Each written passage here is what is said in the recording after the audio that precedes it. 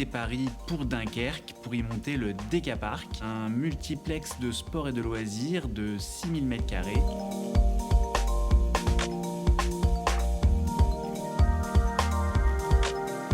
Je suis arrivé à Dunkerque il y a 5 ans, uniquement pour y travailler au départ. Je revenais tous les week-ends en région parisienne et ça m'a tellement plu que j'ai décidé d'embarquer mon épouse et toute la famille.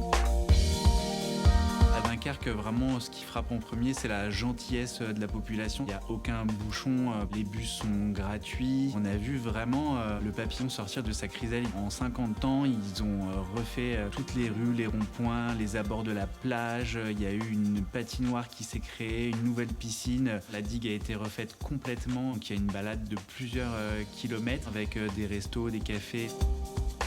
Il y a une dynamique économique à Dunkerque qui est impressionnante puisqu'il y a 16 000 emplois créés d'ici 2030 dans tous les secteurs industriels, tertiaires ou de tourisme. Il y a ArcelorMittal, la centrale EDF, il y a Aluminium Dunkerque et aussi surtout beaucoup de petites entreprises PME, TPE. Dunkerque a vraiment des atouts et il va compter de plus en plus dans le paysage économique français dans les années à venir. Moi, j'en suis convaincu.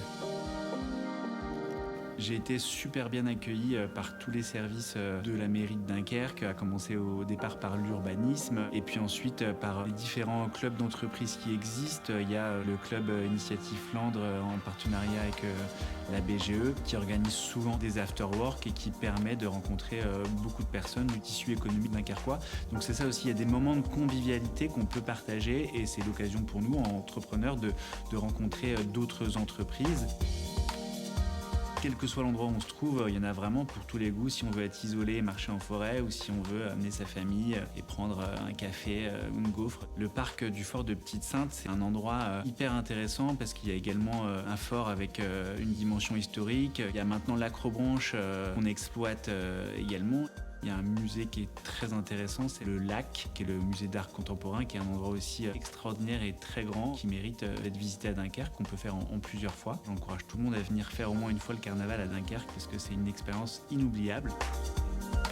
Le sport a toujours fait partie intégrante de Dunkerque. Si je prends l'exemple du handball, ils sont en division 1. Au hockey sur glace également, ils sont vraiment dans les meilleurs de France.